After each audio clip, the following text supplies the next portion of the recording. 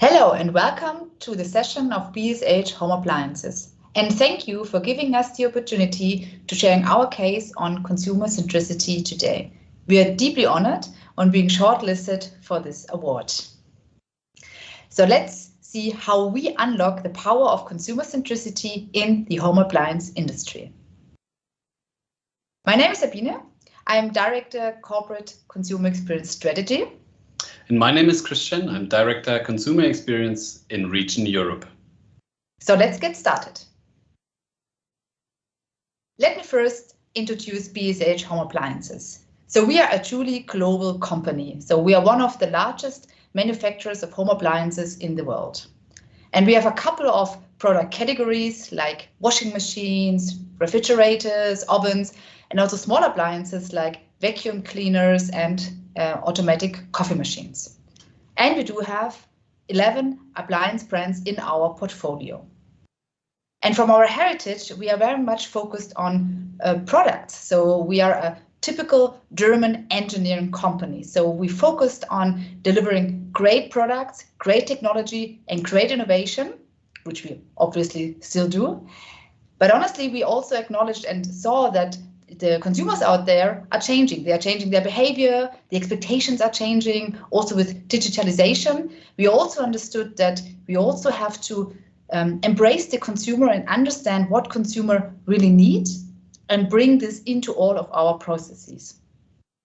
And as you might see from this picture, we are really complex. So in the past, everyone was having their own strategies, so product strategies and brand strategies, obviously. But we needed to come to a joint view on what we would like to achieve when it comes to consumer centricity, because at the end, there's one consumer, right? And he or she is expecting the best products and the best services from us. So what we did as a starting point, we really put the consumers into the core of our corporate strategy. So our mission is to improve the life of consumers at home. But it did not stop, let's say, with a mission statement, but we really also brought consumer-centric KPIs into our business steering. So beforehand, we were steered with turnover and EBIT, which we still are, obviously, but we also set customer satisfaction as a key metric for measuring also our success has found input into our strategy. Because what we want to achieve is that the consumers are really in our DNA, in everything we are doing, in all the processes, with everyone delivering products, services, and communication. So for us, consumer experience is not only a marketing task, or something about content. It's really something that goes across the whole organization. So starting from products, our customer services, of course, how we communicate with our brands, but also our HR processes are also affected with really consumer experience and finding the right colleagues who then can deliver the right experience for our consumers. So coming from the corporate strategy with our mission and with the right metric in place, we also developed a joint strategy for consumer experience, which is incorporated into a so-called strategy house, which is basically just saying, okay, we have a joint North Star. We have a joint objective that we're all heading towards. And within BSH, we are organized in different business partners, which is our regions. Because obviously, also consumers are different in different markets. So a Chinese consumer is different from an Indian consumer or a German consumer.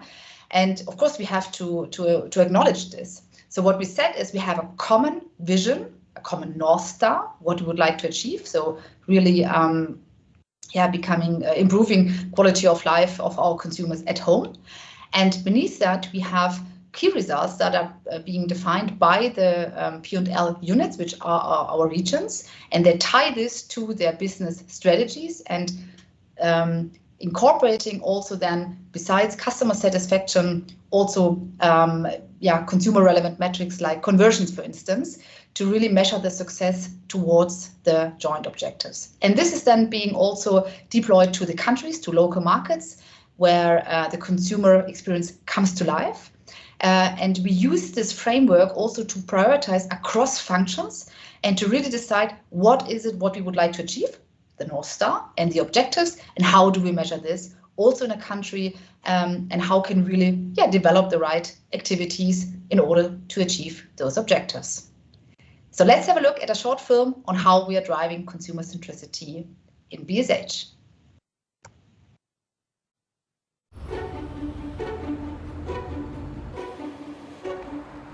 This is a journey. As a company, we are on our way towards the most challenging and the most valuable destination, the individual consumer. Understanding the consumer's needs on a personal level is the resource of our future growth. We have already recognized this early on. That's why consumer-oriented processes are already initiated. We changed our ways of working and implemented cross-functional teams. We integrate consumer insights from intensive research, from consumer reviews, customer service, and product test institutes. And we make the most important data visible via the CEJ dashboard. The basis is set and ready. So we are right on to continue our journey from insights to action. The journey of understanding, measuring, and predicting what really matters to the people to create impact for our business. Together, we can do.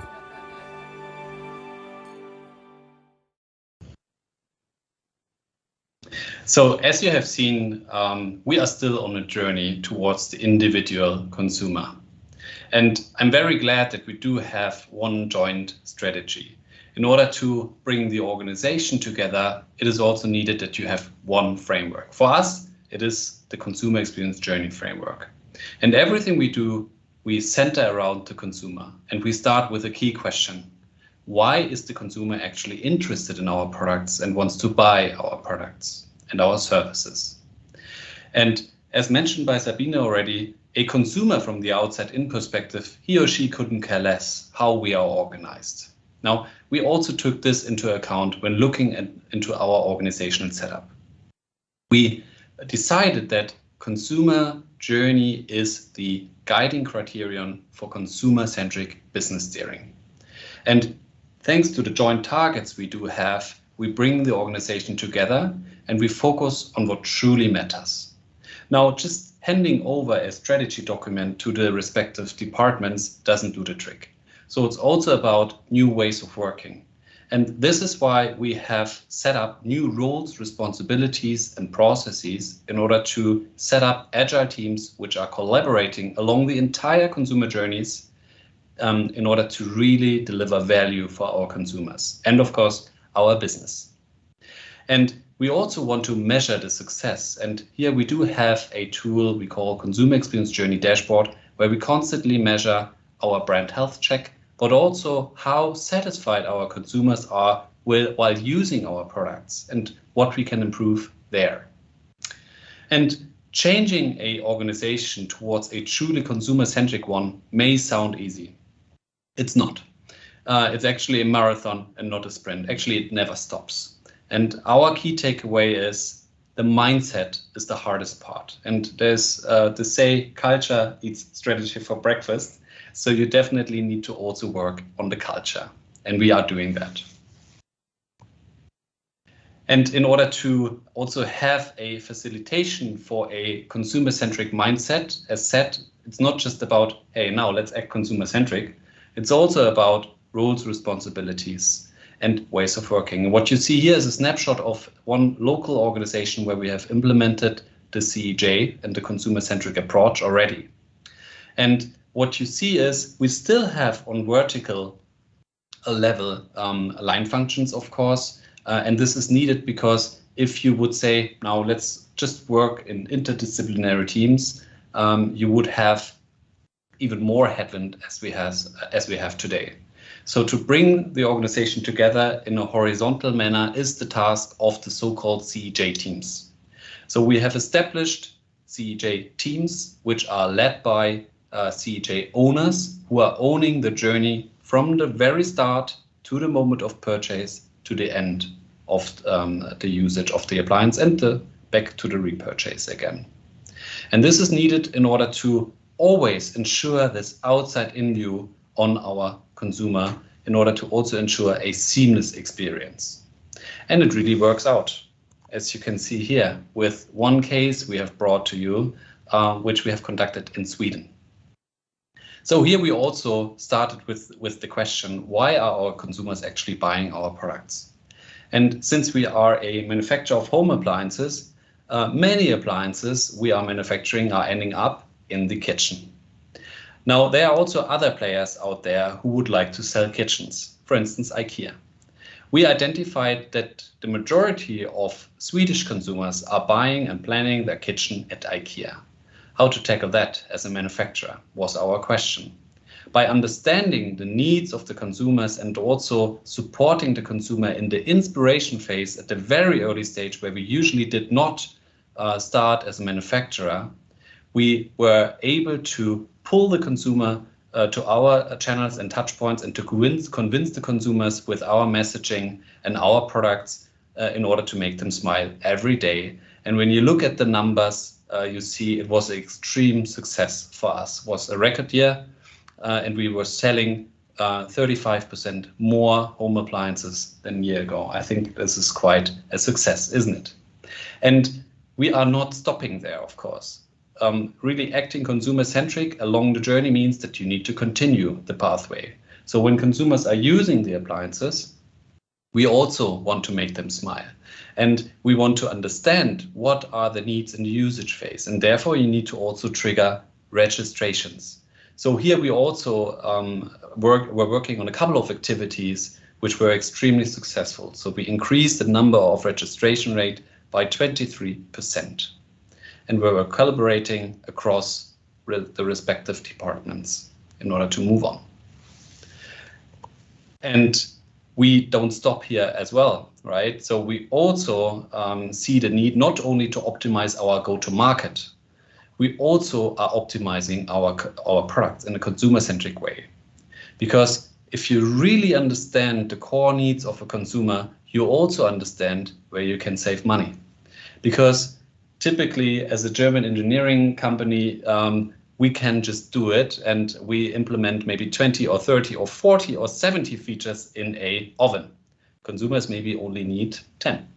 And in order to then also foster all this knowledge and to make our product development more efficient and effective, we are conveying all those insights into the product development process. And what I would like to share here with you is that, of course, we are mapping all those needs and requirements from the consumers, and we also are delivering then the right solutions towards our consumers. One example would be predictive maintenance. Maybe this happens also to you. If you just purchased a product, and it doesn't necessarily has to be a home appliance, right? You actually would like to prolong the lifetime of this appliance or this product as long as you can. And this service helps you to actually do that, right? So technology tells you, hey, something is not really working here. Maybe you should call customer service. We need to fix that before it really becomes a huge problem and you need to replace the product. So it's also kind of a sustainability aspect, which is very important these days, right? And again, we are measuring all the success in the consumer journey dashboard. For instance, with the Net Promoter Score in the usage phase. So how satisfied are consumers after the use of the appliances after 6 years? And this helps us to improve constantly. And what we also see is, as I said this earlier, mindset is the hardest part. And I'm really happy to see we did an assessment before we have launched this and after. And you also see our organization now is truly consumer focused. The organization is flexible and data driven. And what makes me most proud is they are all striving for relentless improvement. So they are hungry each and every day to improve the quality of life for our consumers at home. So thank you for listening to us. I hope you enjoyed the session. We did actually, and let's keep fingers crossed that we and our teams who are working every day on a consumer experience will be awarded. So thank you and bye-bye. Bye-bye.